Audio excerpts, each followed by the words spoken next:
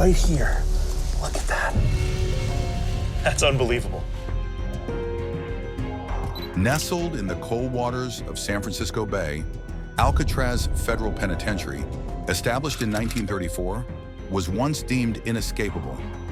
Notorious gangsters like Al Capone and Machine Gun Kelly once called it home, cementing its reputation as an impenetrable fortress, until 1962, when 3 inmates orchestrated an ingenious breakout. Recently, explorer Josh Gates, guided by a former FBI agent, ventured into the silent, haunting corridors of this legendary penitentiary. But what terrifying secrets did Josh Gates uncover in Alcatraz's deep, forgotten tunnels? Join us as we delve into why no one wants to set foot in these eerie passageways again. The psychological tactics of Alcatraz. Josh, under the guidance of a seasoned FBI agent, dived deep into the cunning psychological strategies used by the administrators of Alcatraz prison. This infamous facility was more than just a place of confinement. It was a stronghold of psychological warfare. The inmates were bombarded with fabricated tales of danger lurking beyond the prison walls. They were led to believe that deadly sharks infested the surrounding waters and that the guards were sharpshooters, always ready to target any fleeing prisoner. However, these stories were far from the truth. The actual deterrents preventing escape were the frigid water temperatures and the considerable distance to the mainland. While daunting, these obstacles weren't as dramatic as the tales spun by the prison staff. These fabrications were strategically used to instill a deep-seated doubt and fear in the prisoners, crushing any budding escape plans before they could even begin. The goal was to forge a setting so intimidating that the inmates would deem any attempt at escape not only physically impossible, but also utterly foolish. As Josh stands by the cells once occupied by the Allan brothers, he can almost feel the overwhelming sense of despair that these walls would have evoked in anyone daring to think of escape. Now let's get to know the cunning inmates who managed to engineer a brilliant escape from this fortress. The true stories of Alcatraz's most notorious inmates. Meet Frank Lee Morris, a man whose life reads like a plot from a thriller. Born on September 1st, 1926 in Washington, D.C., Morris faced adversity early on, orphaned at just 11 years old. He drifted through various foster homes throughout his childhood. His foray into the criminal world began at the tender age of 13, and over the years, Morris found himself entangled in a web of criminal activities, ranging from narcotics possession to armed robbery. His teenage years saw multiple arrests, setting a pattern that followed him into adulthood. By his late teens, Morris was a seasoned inmate, often found serving lunch to other prisoners. However, Morris was no ordinary criminal. He possessed a razor-sharp intellect. In fact, he was reported to have an IQ of 133, placing him in the top 2% of the general population in terms of intelligence. This intellectual prowess would later play a crucial role in his escape plans. His criminal resume extended across state lines, from grand larceny in Miami Beach to car theft and more armed robberies. Despite multiple incarcerations in Florida and Georgia, his defining moment came when he escaped from the Louisiana State Penitentiary while serving a 10-year sentence for bank robbery. Recaptured a year later during a burglary, his next stop was Alcatraz, where he arrived on January 20th, 1960, known simply as inmate number AZ-1441. Now let's turn to the Allan brothers. Meet John, William, and Clarence. Brothers not just by blood, but by fate. Born on May 2nd, 1930, and May 11th, 1931, respectively, these two were part of a large family of 14 children in Donaldsonville, Georgia. Raised by parents George Robert Allan and Rachel Van Miller Allan, who were seasonal farm workers, the family later relocated to Ruskin, Florida, 20 miles south of Tampa. This move was strategic, as the truck farms and tomato fields there offered a more stable income. Every June, their journey would stretch northward to Michigan, where they picked cherries, marking a rhythm of migration with the seasons. From a young age, John and Clarence were inseparable. Their adventures by the frigid waters of Lake Michigan, where they swam even as ice floated around them, were not just acts of bravery, but a testament to their enduring bond. This skill in swimming would later prove pivotal in their lives. Their path took a twist when Clarence, at 14, was caught breaking into a service station. This incident marked the beginning of their descent into a life of crime. In the early 1950s, the brothers started robbing banks and other establishments together, carefully choosing targets that were closed to avoid injuring anyone. They maintained a strict code during their heists, claiming to have used a weapon only once, a toy gun during a bank robbery.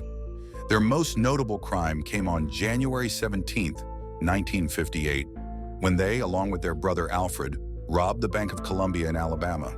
Caught and sentenced to 35 years each, they found themselves shuffling between prisons: Florida State Prison, Leavenworth Federal Penitentiary, and Atlanta Penitentiary. It was in Atlanta that their itch for freedom became too great to ignore. After several failed escape attempts, the authorities decided they were too much of a risk to keep in a less secure facility. This led to their transfer to the ultimate bastion of security, Alcatraz.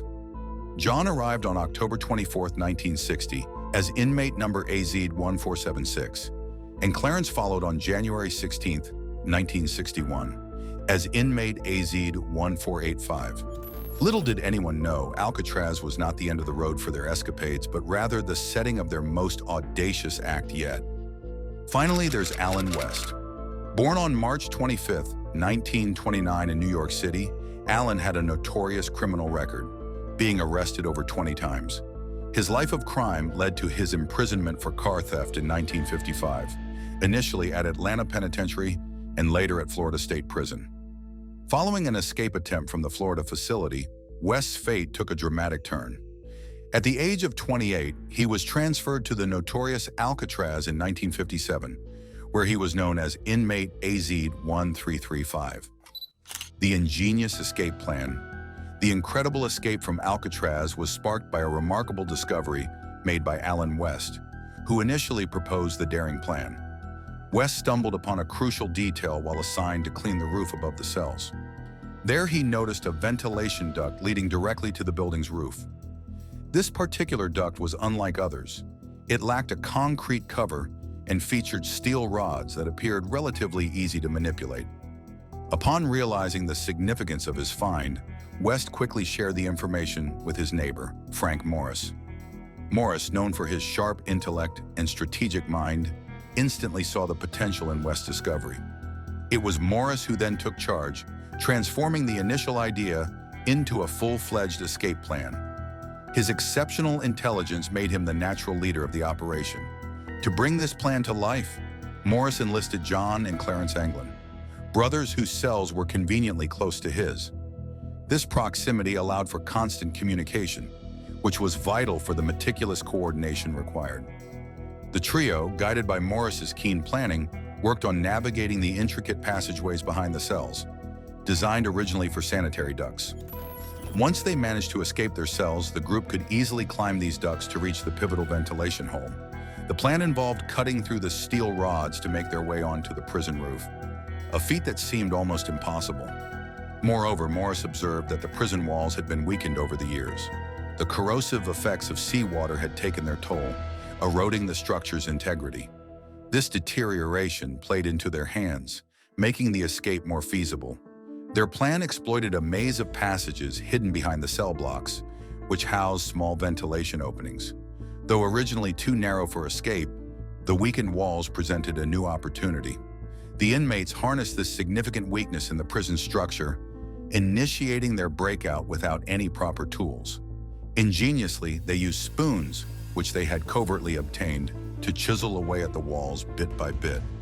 This painstaking task of enlarging the openings required months of dedicated, careful effort. Throughout this intense period, they had to remain vigilant to ensure that the guards neither saw nor heard them. To maintain the utmost secrecy, the inmates chose to conduct their excavation during the noisiest times within the prison, such as when other inmates played musical instruments at night. This strategic timing helped mask any sounds from their digging, allowing them to stay undetected. They also took advantage of periods of routine maintenance work within the prison, using these occasions to dig without arousing suspicion. The four inmates established a rigorous routine, coordinating their digging sessions to coincide with times when they were least likely to be observed by the guards. They even assigned one of their group to keep watch over the corridor, alerting the others to any approaching guards.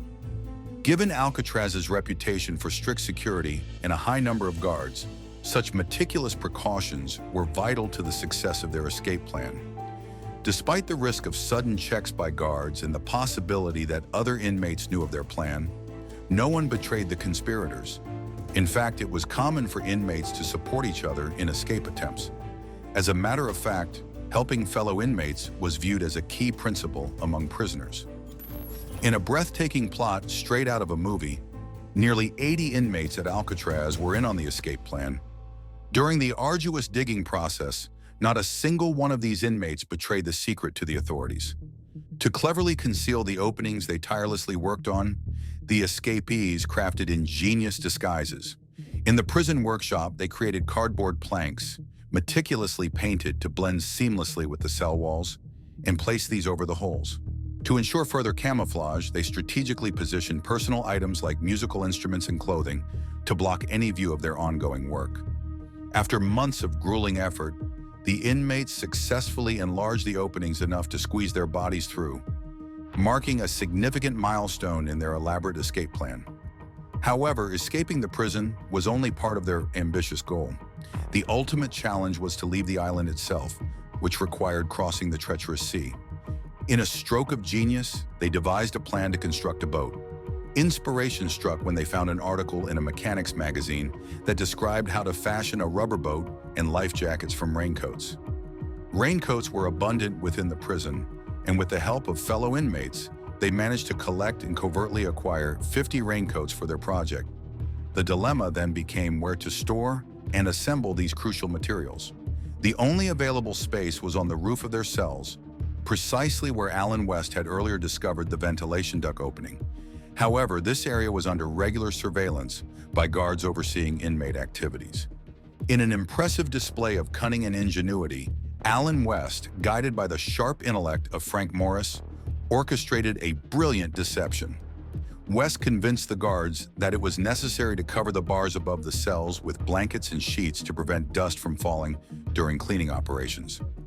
By consistently highlighting the issue of dust and proposing a solution, West secured permission to drape the bars, effectively hiding their clandestine activities from the vigilant eyes of the prison guards. This oversight was a significant security breach for a facility famous for its impenetrable defenses. Strikingly, the full extent of this security lapse didn't come to light until 1990, almost 3 decades after the events. For 2 months, the blankets and sheets remained in place, concealing the inmates' workshop where they feverishly worked to construct a rubber boat and life jackets, and saw through the rods on the ventilation duct opening.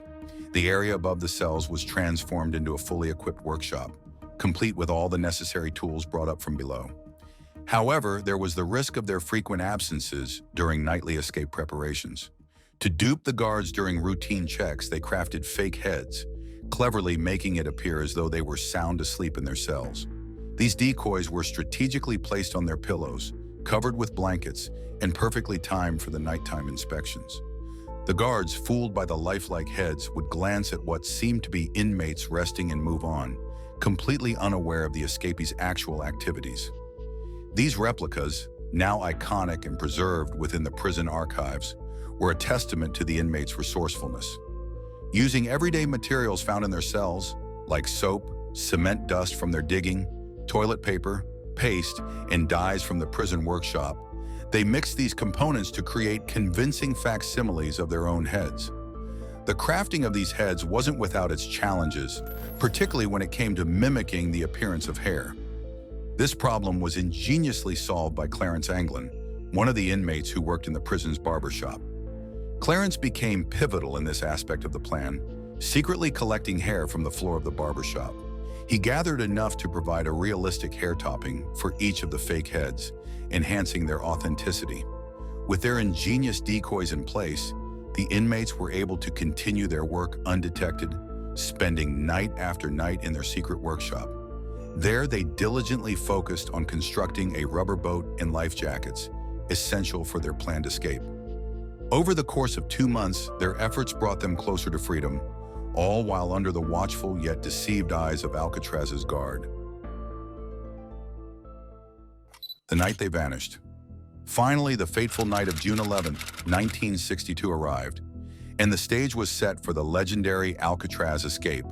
As the prison lights dimmed at 9:30 p.m., the meticulously planned breakout was set into motion. Each of the 4 inmates placed their meticulously crafted fake head on their pillows, covered them with blankets to fool the guards, and made their way to the ventilation openings they had laboriously excavated over the previous months. Their path led them from the back corridor of their cells to a hidden workshop, and finally to the ventilation duct that was their gateway to the prison roof. Despite the thorough planning, not everything went according to plan. Allan West faced an unexpected setback. The cement he had used to conceal his ventilation hole had hardened more than anticipated, making it exceedingly difficult to reopen. As the others, Frank Morris and the Allan brothers, prepared to ascend, they encouraged Allan to keep working at his barrier and to follow them as soon as he could.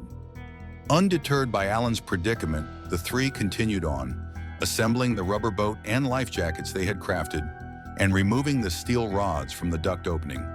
They operated under a pact that should any member encounter difficulties, the others would proceed without hesitation to maximize their chances of success. By the time Allan West managed to pry off the grill and enlarge the hole, Frank Morris and the Allan brothers had already moved on. Defeated, West returned to his cell and resigned himself to sleep. Meanwhile, Morris and the Allans made a daring ascent up the ventilation shaft to the roof. Although their breakout caused a loud crash, the guards, failing to locate the source of the noise, didn't pursue it further. With their escape gear in tow, the trio then made a bold descent, sliding 50 feet down a kitchen vent pipe to reach the ground. Their next obstacle was formidable. They had to climb over 2 12-foot barbed wire fences. They navigated these with skill and determination, reaching the northeast shoreline near the power plant. This area was a strategic blind spot, unseen by the prison's searchlights and gun towers. Here, using a concertina stolen from another inmate and ingeniously modified to function as a bellows, they inflated their makeshift raft. Just after 10 p.m., under the cover of darkness, they launched their raft into the chilly waters. Their destination was Angel Island, 2 miles to the north, as they paddled away from the infamous Alcatraz, marking one of the most legendary escapes in history. Investigating the Alcatraz escape. The daring escape from Alcatraz wasn't discovered until the morning of June 12th, all thanks to the ingeniously crafted dummy heads that fooled the guards overnight. What followed was an intense manhunt as multiple military and law enforcement agencies launched a comprehensive 10-day search by air, sea, and land. 2 days into the search, on June 14th, a paddle was found floating about 200 yards off Angel Island's southern shore by a Coast Guard cutter. On that same day, in a closely related location, a wallet encased in plastic was recovered. This wallet contained names, addresses, and photos of the Allan's friends and relatives. Further clues emerged over the following days. On June 21st, pieces of raincoat material, believed to be remnants of the makeshift raft, were found on a beach near the Golden Gate Bridge.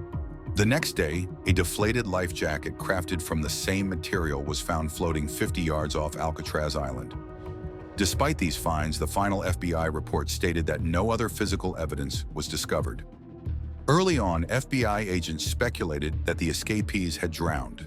They reasoned that the found personal effects were essential to the men and unlikely to be abandoned voluntarily. The theory was that they would not have risked losing these items unless they met a tragic end.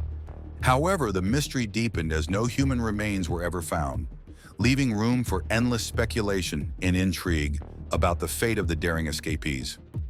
Over a month after the audacious escape from Alcatraz, on July 17th, an unexpected sighting stirred fresh waves of speculation. The Norwegian ship SS Norefjell spotted a body floating in the ocean, 15 nautical miles from the Golden Gate Bridge. Curiously, the crew did not retrieve the body nor report the sighting until October. San Francisco County Coroner Henry Turkle was skeptical that the body was one of the escapees. He argued against the likelihood of a body remaining afloat for over a month.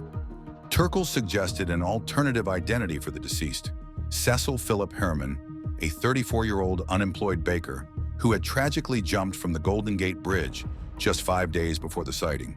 This theory, however, was not unchallenged.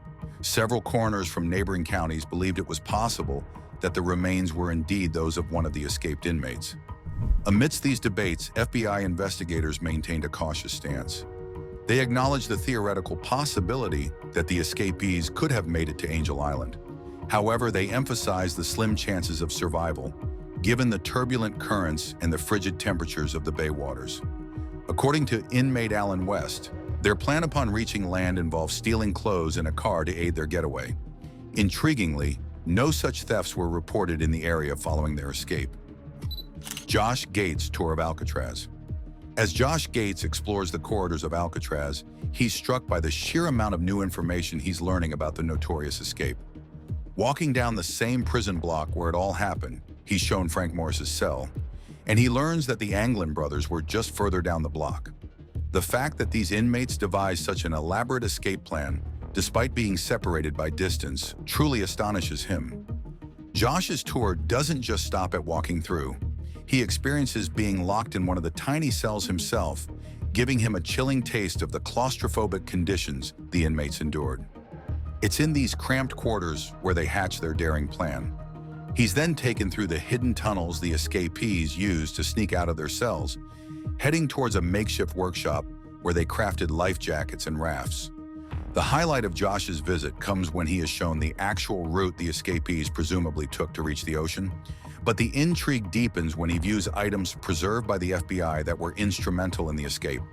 It's revealed that many of their innovative ideas, including the design for the life vests, were inspired by articles found in old issues of Popular Mechanics in the prison library.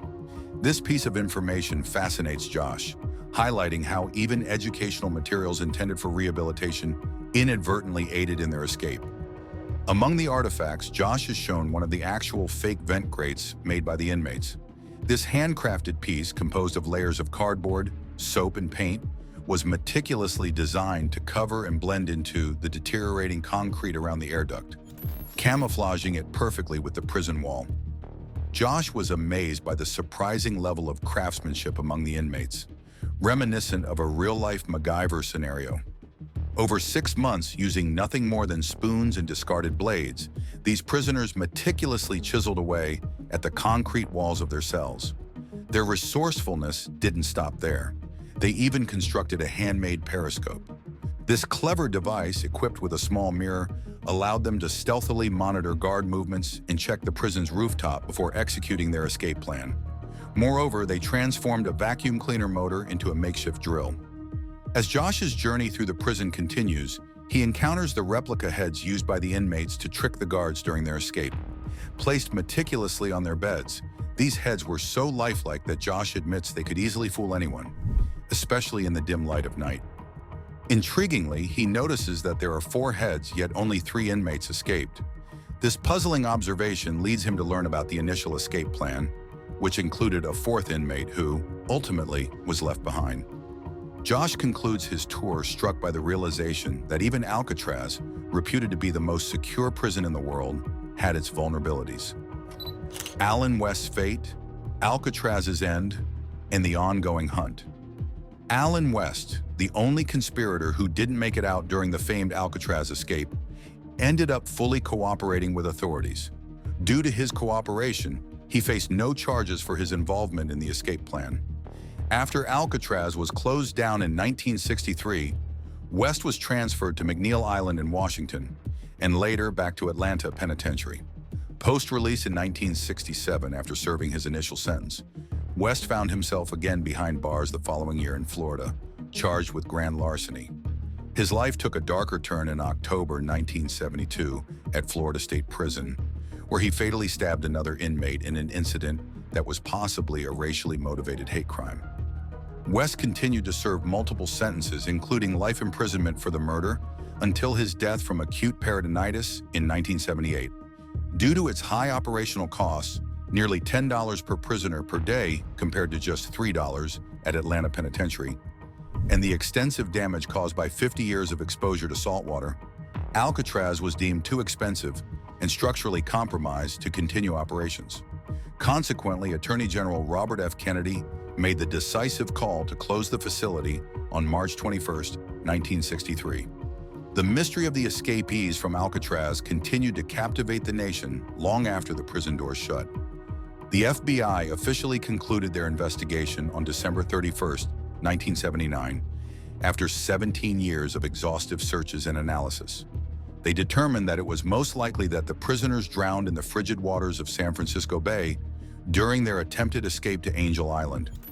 Evidence suggested that their makeshift raft had disintegrated, and the men, overcome by hypothermia, were likely swept out to sea by the strong currents. The only documented case of an inmate making it to shore by swimming from the notorious Alcatraz Island was that of John Paul Scott. On December 16, 1962, John Paul Scott crafted makeshift water wings from inflated rubber gloves. He daringly swam a distance of 2.7 nautical miles from Alcatraz to Fort Point, right at the southern tip of the Golden Gate Bridge.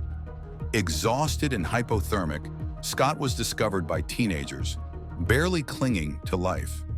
After being revived at Letterman Army Hospital, he was sent straight back to Alcatraz. Today, the route Scott swam has taken on a new life. It is now a challenging segment of 2 annual triathlon events, where a multitude of athletes test their endurance against the cold, treacherous waters that once guarded the most infamous prisoners.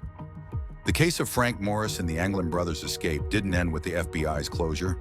The United States Marshal Service took over the ongoing investigation, fueled by the enduring possibility that the escapees might still be found. Deputy U.S. Marshal Michael Dyke, speaking to NPR, affirmed that there was still an active warrant out for the escapees, and the Marshal Service's pursuit of fugitives never ceased. Even as late as 2009, Dyke reported regularly receiving new leads. The warrant for the missing men is set to expire in 2030, by which time all the individuals involved would be at least 100 years old. In a continued effort to resolve this long-standing mystery, the Marshal Service released age-progressed drawings of the missing men in 2022 through their Fugitive Investigations website. Thanks for watching. See you in the next video.